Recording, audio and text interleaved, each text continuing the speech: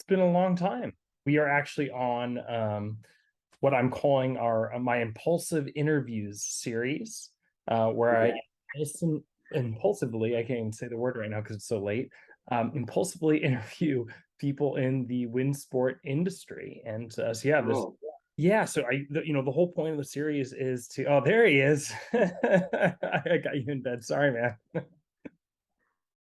we just had a newborn, so he might cry. If you have to run, don't be shy. And well, firstly, congratulations.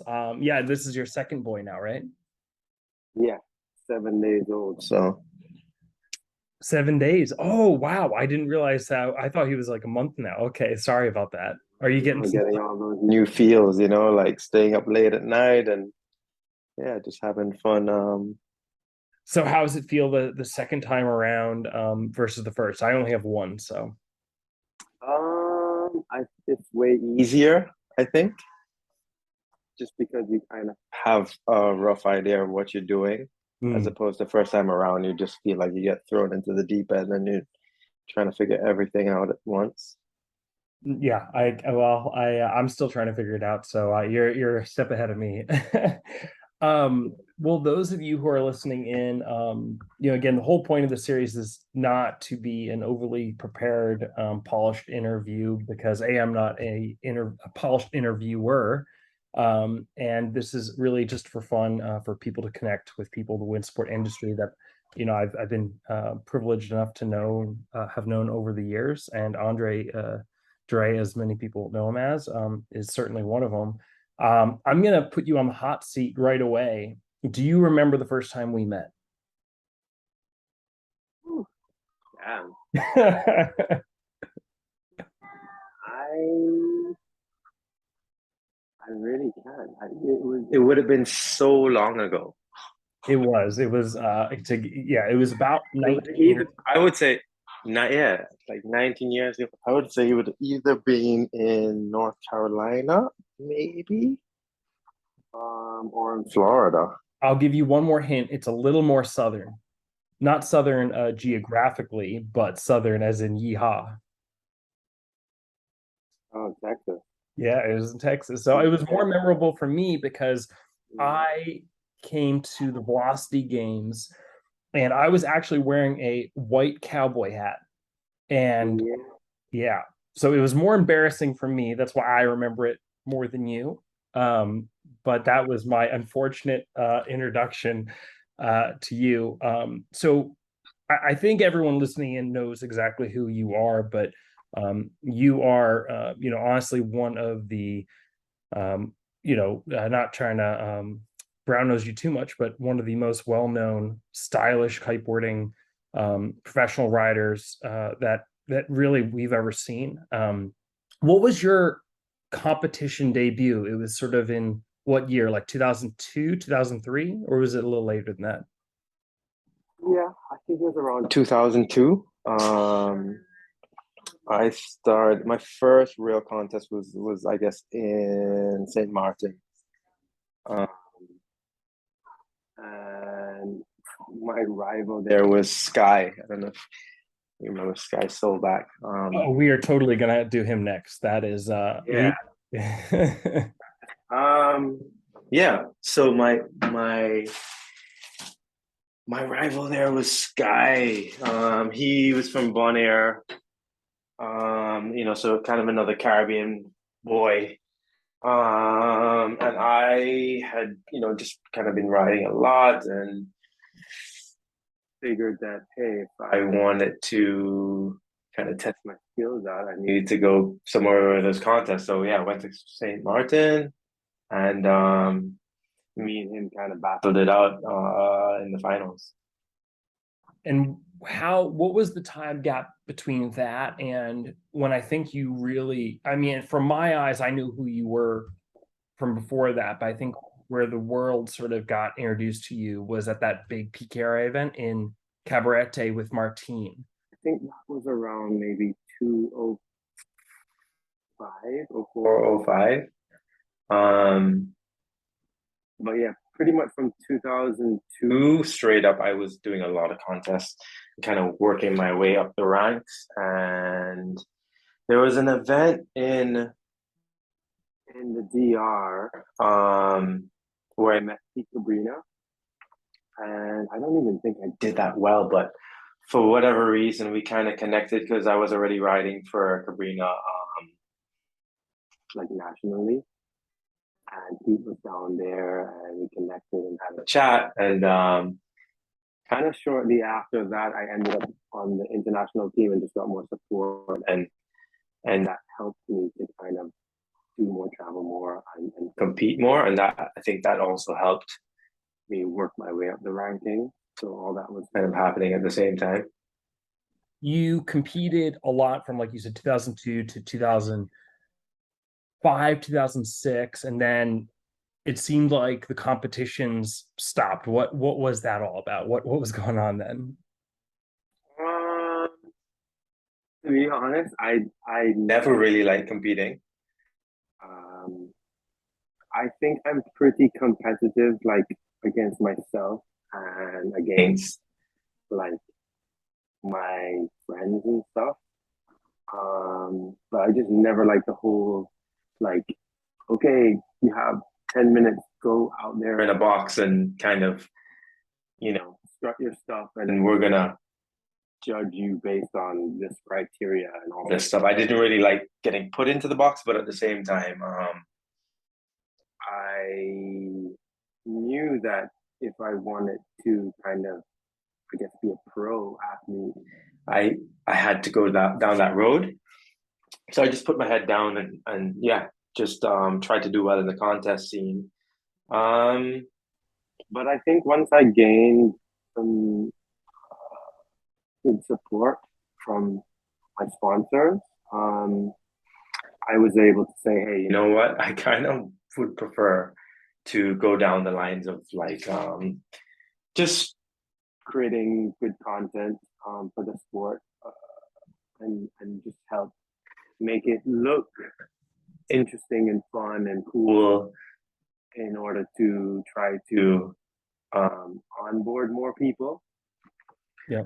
Well, you And yeah, definitely did that. I mean, you definitely made it look good. I would say you accomplished a style, and you accomplished, you influenced a lot. You and there was a group of people that you worked with, and you even had in Antigua, I think, living at your house for quite some time when you guys were filming Metropolis, and I think there was another film in there too. But I we would did there too. yeah, you definitely made it when it came to all the really core wake style tricks, the sliders, all that. Was like, what was the most enjoyable part of all that for you? Was it just filming the videos? Was it experimenting with new things? Like, what really, like, was the defining, like, that was kiteboarding for me at my prime, like that was what I enjoyed the most? Um, I think it all boiled down to just kind of like riding with the homies, being creative, uh, feeding off of each other, pushing each other. Um, it was at that time too, it was fun just building stuff and then going out and sessioning it. Yeah, and just progression. But I think it all just boiled down to like getting out, shredding with the homies and having fun. Yep. Yeah.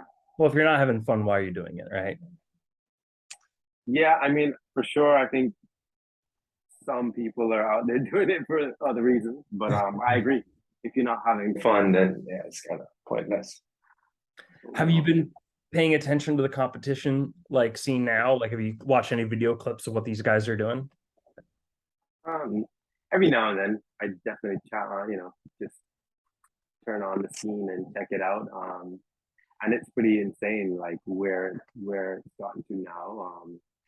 It's cool to see that the bar is being raised, constantly. And it's also cool that the sport's still kind of diversifying. Yeah, it's awesome. I mean, what do you think when you see the guys doing the big air, kite loop, board off, all that? Now it's sort of, it seems to be mixing a lot of something really old with some really extreme elements, and then something in between. Like, do you think this was where kiteboarding was always heading, or do you think it's got somewhere else to evolve to? Do you think this is sort of a temporary fad? What does that competition scene look like to you right now? Is it quite there, or is it still got some room to grow, you think? I think it always has room to grow. Sometimes I look at some of it and I'm like, well, it looks like we're in 2002. Yeah. Um, and some of it's like, pretty crazy, and it feels like a bit of a blend between, some of the really technical stuff that was being pushed, blended with like, some of that big air, lofty dangle stuff, from back in 2002. So yeah, I think yeah, some of it's super cool, and I think that there's still a lot of room to grow, and I think it's still growing. Do you think we'll start seeing a little more of it seemed like it went really heavy into the park freestyle and then really into the big air, and it sort of almost sort of had a clear divide. Do you think we'll see a little bit more of the integration of both again, or do you think because of the obvious appeal to a wider audience that the big air is kind of here to stay? I definitely think that big air is never really gonna go anywhere. It's cool, it's crowd pleasing. I would love to see, Park kind of come back. But I know it's hard. It's just like it's so hard to progress, and you have to take time to build stuff and that kind of thing. So you really have to pour a lot of energy into it. So yeah, I mean, for me, it would be cool for both of them to kind of stick around and keep progressing. Um, who knows? It just depends who's gonna take it there, really. Yeah. Well, you've got two little ones right now, so this question might be, I don't know if it's super timely or you're sort of like, I'm not even thinking that way, but if you could pack your bags tomorrow with the kids, go on a trip for a week, where would you go and why? Uh, that's a tough one. Me and my wife, we've been talking about going back to Maui pretty often recently. So that could be a spot. But also Cape Hatteras is pretty high up on our list too, just because, it's a cool place to go and shred, and lots of friends there too. So I think it would be either one of those two places or just get lost somewhere in the South Pacific. We both love to surf as well as, ride the wind. So I think any of those locations would be pretty stoked to, have the kids and go shred. Are we going to see your older son on a wing or a kite first? Uh, I would stay on a wing simply because I think I could get him on it earlier and not have to worry too much about, the dangers. I could like kind of just let him play, and figure stuff out, as opposed to me having to be like over his shoulder the whole time, making sure he doesn't do anything crazy. So yeah, I would say we're probably a wing. Yep. All right, man. And then see Well, what happens. I have already kept you away from the baby for long enough, so I really appreciate you taking a super random call. It's really nice to catch up with you. I've been looking up to you for a long time. You've always been real good to me ever since I was a kid. I remember, I think I told you last year actually, I still have a control system, a bar you made that worked so well for wake style riding that you gave to me at, I don't even remember when you gave it to me or why, but I still kept that thing. And it's people like you who, you know, inspired a lot of young people. I wouldn't call myself a young person anymore, but long time ago I was young, and We're all young at heart, man. it, it, but thanks, man, so much, and hopefully we get to connect with you soon. And if you're in my neck of the woods anytime, you just hit me up. Yeah, man. Cool. Well, thanks for the random call.